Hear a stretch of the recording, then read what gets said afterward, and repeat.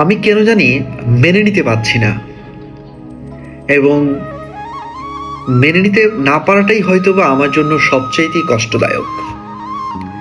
অনেকেই অনেক ধরনের ভাবে আমাকে বোঝানোর চেষ্টা করেন, অনেক যুক্তি, উদাহরণ, অনেক কিছু দেন, অনেক সময় এসব নিয়ে তর্ক বাধে। কিন্তু দিন শেষে আসলে আমি পারি না, আমি মেনে নিতে পারি না। এর পিছনে সবচাইতে বড় যে বাধাটা, সেটা হচ্ছে আবেগ। মানুন আর নাই মানুন, যাদেরকে এই কথাটা বলছি, মানুন বা নাই মানুন, তারা বুঝছেন আসলেই আমার আবেগটা বেশি। আর চেষ্টা আছে, চেষ্টা করব। চেষ্টা থেকে যদি কখনো কোনো সময় ভালো কিছু আসে, সেই প্রত্যাশাই হয়তো বা আগামী দিনগুলো বুনতে থাকব। আসলে অনেক সময় অনেক কথা মানে লিখেও প্রকাশ করা যায় না, বলেও প্রকাশ করা যায় না।